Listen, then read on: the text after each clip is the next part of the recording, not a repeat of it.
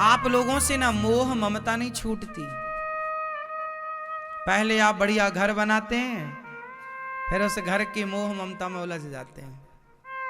पहले आप बच्चे पैदा करते हैं, फिर बच्चों की मोह ममता में उलझ जाते हैं, और मोह ममता में उलझकर आप अपना बुढ़ापा बिगाड़ लेते हैं। जो समय भगवान के चिंतन में खर्च होना चाहिए, वो समय आप परिवार में खर्च करते हैं, रिश्तेदारी में खर्च करते हैं।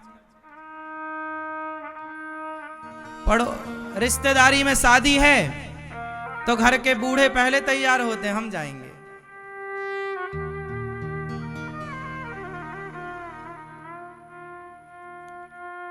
अब तुम्हारा ये समय रिश्तेदारियां निभाने का नहीं है। अब बच्चों को जिम्मेदारी दे दो, बेटा अब तुम्हारी रिश्तेदारियां तुम निभाओ। अब आपको हर रिश्तेदारी से मुक्त होना चाहिए, बंधन से मुक्त होना चाहिए। अब सब जगह आप तो केवल धाम आओ, वृंदावन आओ, प्रेम पूर्वक कथा सुनो, भगवान की कथा को धारण करो, भगवान को हृदय में बसाओ और बढ़िया प्रेम से प्रभु का प्रसाद पाओ और भगवत चिंतन करो। इसी को करते करते, भगवत प्रेम भगवत चिंतन करते आपका जीवन पूरा हो, ये तो सार्थकता है। लेकिन आप 80 साल में भी रिश्तेदारियां निभा रहे हैं, व्यवहार में जा रहे हैं, रसगुल्ले खा रहे हैं रात को।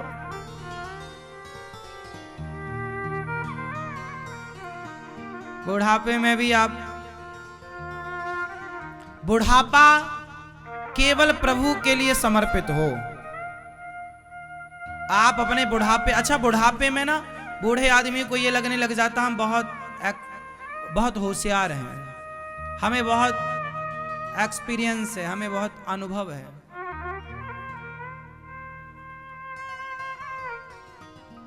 हम बहुत अनुभवी हैं महाराज, हमारे बाल ऐसे ही थोड़ी सफेद हो गए हैं। हाँ, बूढ़े लोगों का एक फेमस डायलॉग है, हमारे बाल ऐसे थोड़ी पक गए हैं। वो पके नहीं थे तुम्हारे बाल, तुम चाहते थोड़ी थे कि बाल पक जाएं, वो तो पक गए। तुम तो अभी भी मेहंदी पोतते हो, जब बाल पकने का इतना शौक था तो मेहंदी क्यों पोत रहे हो? तो तुम्हारे बाल जो पके हैं ना, वो ये बता रहे हैं कि तुम्हारा टाइम हो रहा है, अब निकलो, भगवान में मन लगाओ और ये संसार के उलझन में ना पड़ो। ये उम्र एकांत की है, ये उम्र सुलझने की है, उलझने की नहीं। लेकिन बुढ़ापे में आदमी ज्यादा उलझता है और आप समझते नहीं हैं। आप बहुत होशियार समझते हैं अपने आप को। होशियारी ये नहीं है कि आप बुढ़ापे में संसार में हाय तौबा करते रहें। समझदारी ये है कि बुढ़ापा आ गया है तो एकांत में बैठकर ध्यान परमात्मा के चरणों में लग जाए। ये बुढ़ापे की सार्थकता है। मन सबसे हट जाए, ये बुढ़ापे की सार्थकता है। हाँ या ना?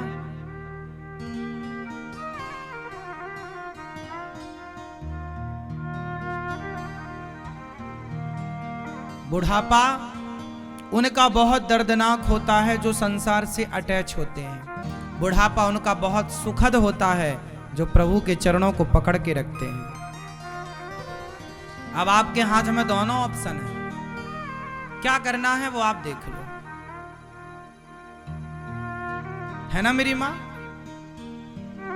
भगवत चिंतन हो, तीर्थों का भ्रमण करो। हम तो कहते हैं मरने के पहले घर से निकल जाओ और किसी तीर्थ में, किसी एकांत में प्राण त्यागो। मरना भला है दूर का, जहां ना अपना कोय, पशु पक्षी भोजन करें, कोट यज्ञ फल होए। आप लोग ना बुढ़ापे में भी घर से निकलते नहीं हैं, आपका मन हटता नहीं है। बुढ़ापे में भी एक बूढ़े आदमी मरने वाले थे कि तभी वो इशारा करें, बच्चे आ गए, बच्चों को लगा शायद कोई पता बता रहे हो कि हमने वहां पैसा गड़ा रखा है, सोना चांदी हड़ा गाड़ रखा है। अब वो आखिरी समय था तो उनकी जबान बिल्कुल मरते समय ना जबान काम नहीं करती, दांत बिल्कुल खुलते नहीं है, मुंह नहीं खुलता। बुढ़ापे में ऐसा होता है, बोलते दतौरी बंद हो जाती है, जिह्वा लटपटाने लग जाती है, वो काम नहीं करती। मरने के कुछ मिनट पहले, कुछ घंटे पहले, तो वो आदमी बस इशारा कर, 4 बच्चे थे, चारों को लगा कि हमारे पिता ने लगता है यहां पर हड़ा गाड़ रखा है, सोना चांदी गाड़ रखा है, लगता उसी का पता बताना चाह रहे हैं पर बोल तो पा नहीं रहे हैं। तो वैद्य जी को पकड़ के लाए, वैद्य जी ये कुछ बोलना चाह रहे हैं, कुछ बुलवाओ। वैद्य जी बोले हम 1 लाख रुपए लेंगे तुमसे, 5 मिनट के लिए ये बोल सकते हैं, हमारे पास ऐसी दवाई है। अब चारों भाइयों ने सोचा माल करोड़ों का हो सकता है, तो चारों हो एक काम करो 25-25 हजार जोड़ो।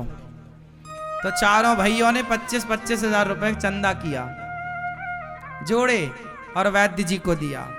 वैद्य जी ने घोली अपनी दवाई बूटी और डाल दिया उसकी नाक पकड़ के मुंह में बूढ़े के। तो जब बूढ़े के मुंह में दवाई गई तो उनको ताकत मिली, बोल पड़े, अरे नालायकों, चारों सिर पर खड़े हो, वो गैया कब से झाड़ू चबा रही है देखते नहीं हो, 5 रुपए की लाया था मैं खरीद के। ये कह के बूढ़े आदमी की जबान फिर बंद। चारों बच्चे माथा पकड़ के रोने लगे। लोगों ने कहा भी तो बाप मरा नहीं है, काहे रो रहे हो? बोले पहले ही मार दिया हमें।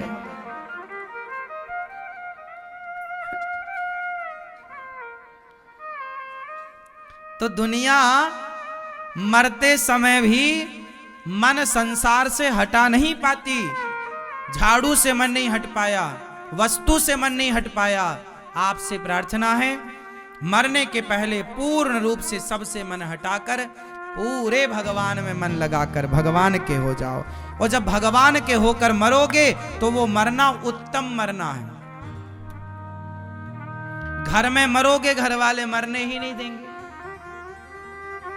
हिला हिला के आपसे कहेंगे, आप बस पता चल जाए लोगों को कि आप मरने वाले हैं, लोग सारा काम धाम छोड़ के आएंगे, आपको हिला हिला के कहेंगे हमें पहचानो, हमें हमें हमें। कोई ये ना कहेगा कि भगवान को पहचानो, सब कहेंगे हमें पहचानो। अरे राम राम, नहीं पहचान रहा, लगता गया।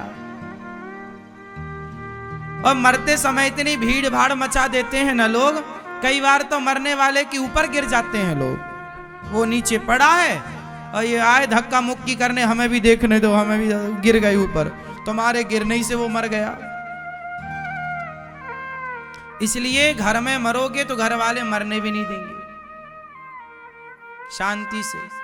अब 10 लोग, अभी आप मरे नहीं है, घर वाले पहले चालू हो जाते हैं, पोंगा चालू। इसलिए आप ऐसे हल्ला शोर शराबे में कैसे मर पाओगे? इसलिए मरना कहां? एकांत।